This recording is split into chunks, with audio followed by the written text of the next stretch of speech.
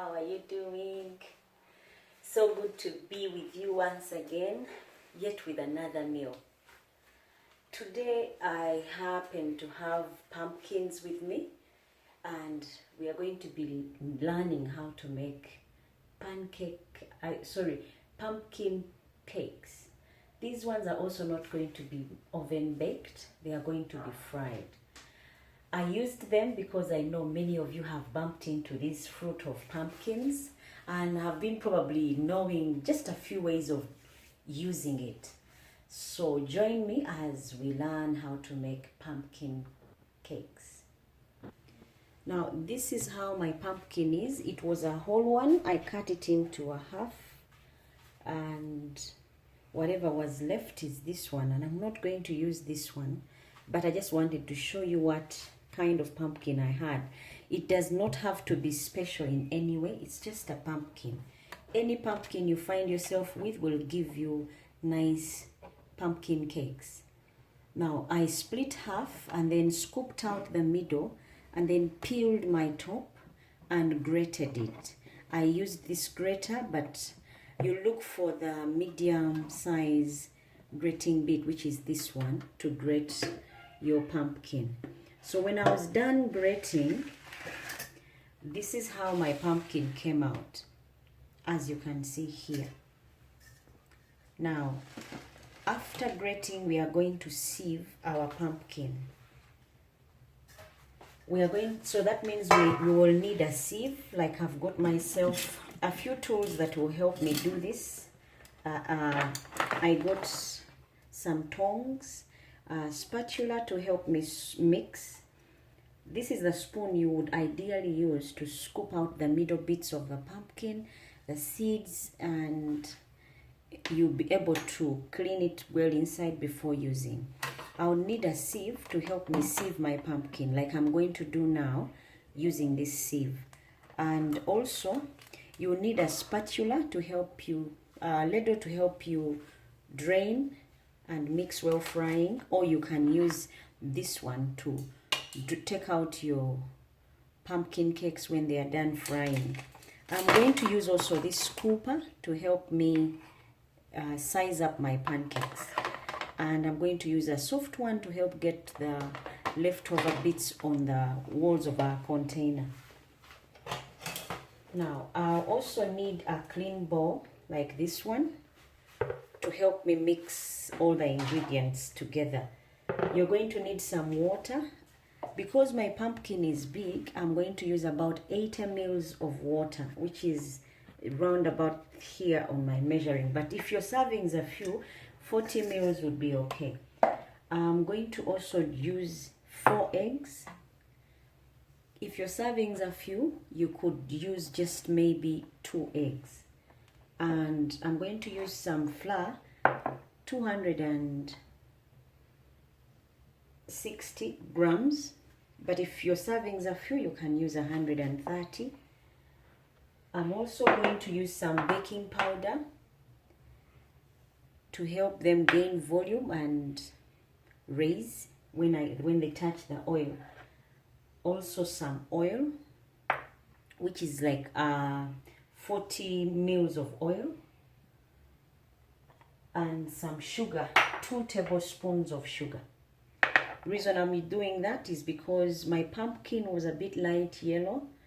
I don't think it was that sweet, so I'll add some sugar to give my pancakes taste.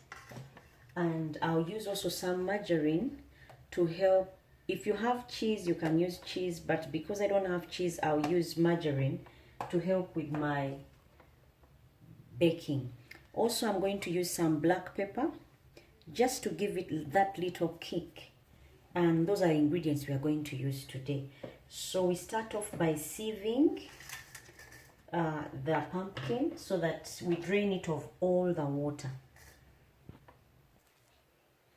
Now I'm starting to sieve my pumpkin so that I can drain the pumpkin of all the water, so that except for the water measured, I don't use excess water.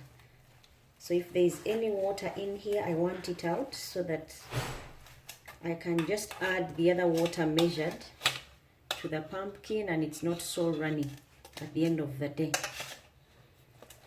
So what you see me doing is trying to drain it of all the water. Already, because mine has been sitting for long, the water has already drained in the container where my pumpkin has been sitting. Now guys, what you see here is my strained pumpkin, and this is how it has come out. Now if your sieve is weak, you can wash your hands and get your pumpkin and then squeeze until the water is out and you're sure it's dry, because when it's dry you will be able to use it it will be able to stick very well with the other ingredients. Now this is the juice I was able to strain out of my pumpkin. I'll keep it in the fridge and use it to make pumpkin soup. So if you have it, don't pour it. You can keep it and use it as stock for any other sauce. Like maybe my next video when I show you the pumpkin sauce, you can use that juice that came out of your pumpkin to make the soup instead of adding water. Now the next stage is to get a clean container and break up your eggs. I'm going to use 4 eggs, but you can go ahead and use 2 if your servings are few.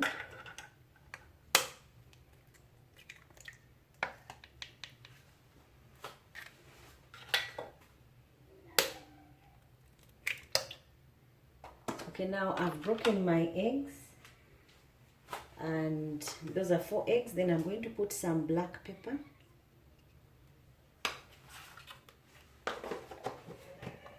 and then I'll also add some 20 mils,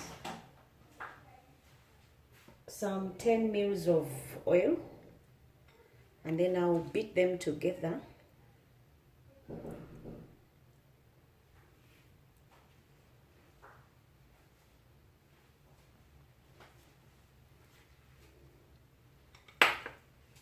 You will use a whisker to do this.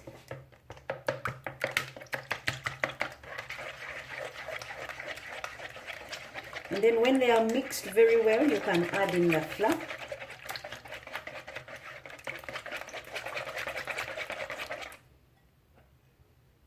I'm going to add in some flour and that sugar that we talked about, because I don't know whether my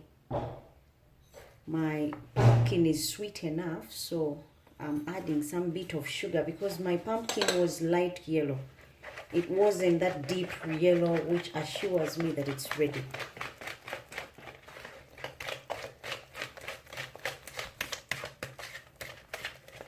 Now I'm also going to add my water and mix until it is soft.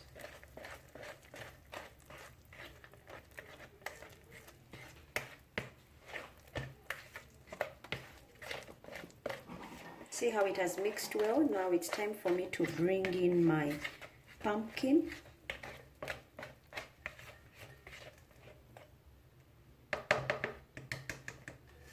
When you've finished mixing your ingredients together, time to bring in the pumpkins.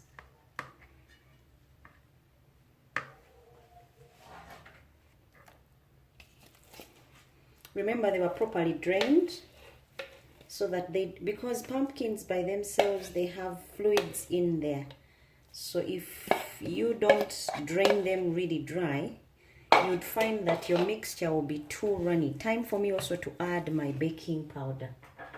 This will help give them some lift, and together they'll just be amazing. These ones were 2 teaspoons because I doubled my ingredients. And then I'll mix. And after that, it's time for me to fry and make the cakes that these guys will not be able to resist.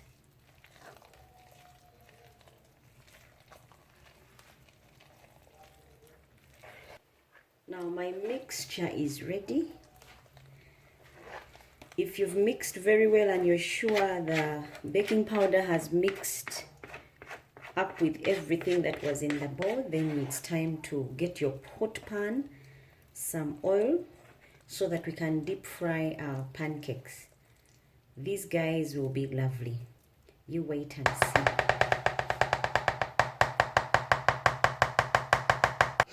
Now guys, you get your pan, put some oil. It has to be reasonable amount of oil depending on how big your pan is. My pan is for this kind of cakes is this one. So I've used like half a liter of oil. It's what I'm going to use to fry, and I am looking for the right temperature for the oil before I add the pumpkin cakes. Now I'm going to use this scooper to scoop out my cakes. You can use anything to size up your cakes and make sure you get the same size. So if you choose to put one scoop, let it be one scoop for all the cakes so they come out closely similar.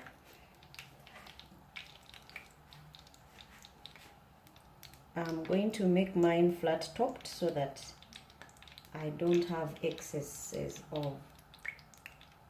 My oil seems ready. Now I'm going to put,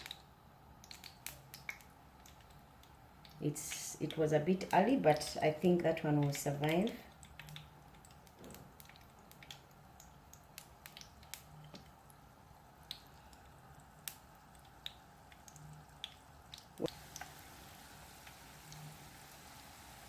It depends on how big your pan is. You can put any number in there. At the end of the day, we'll be just flipping the ones that went in earlier first, and then we'll carry on like that after. But don't crowd them too much. They get stuck on each other.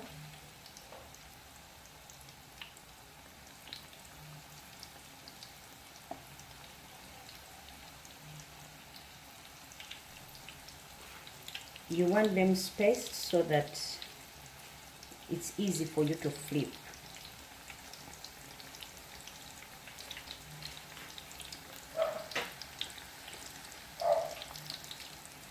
This should cook for about 5 minutes. Plus preparation, tops, you would have yourself something to eat in about 5 to 10 minutes.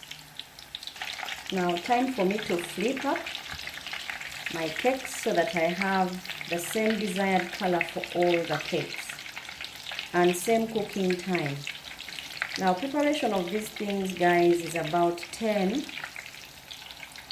to 10 minutes. I'm talking about peeling of the pumpkin, grating of the pumpkin, and the mixing and frying. So they don't take long, as you can see.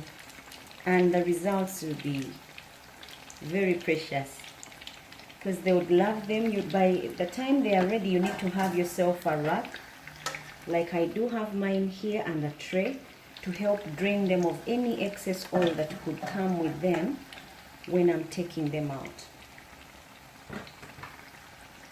This should be a good accompaniment in the evening for breakfast, and for those of you who snack at night, these still are amazing for that. And I think they would be best served hot, but everyone has their own taste. I like mine when they are a bit hot, not cold. But again, preferences vary. Kids love them when they are cool or well rested or not hot. Now time for me to take out my cakes and then put in another lot. Remember, pumpkins as well don't take long to get ready.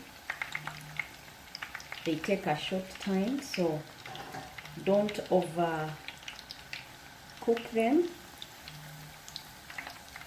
Once you see the desired golden color on top, that should be good enough, because you give each some equal time to brown.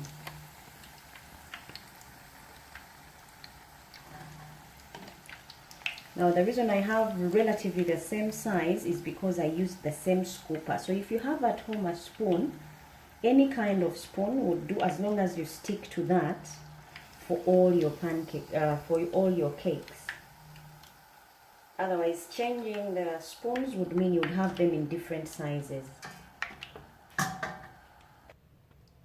Guys, these are our pumpkin cakes. You won't believe how moist and good looking they are inside and how soft they are. If I could just press, you see how soft this is? Very soft. The thing is, right now they are still hot, and I put the rack under here to help drain off the excess oil. And as you can see, they didn't absorb too much oil. So I'm letting them sit there to cool so that I can serve them later. Now I'm going to plate and put them out. This is how I'll plate mine. So if you try them at home, you can go ahead and plate them any other way.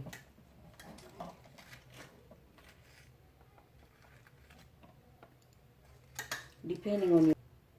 Guys, that's how our pumpkin cakes would look.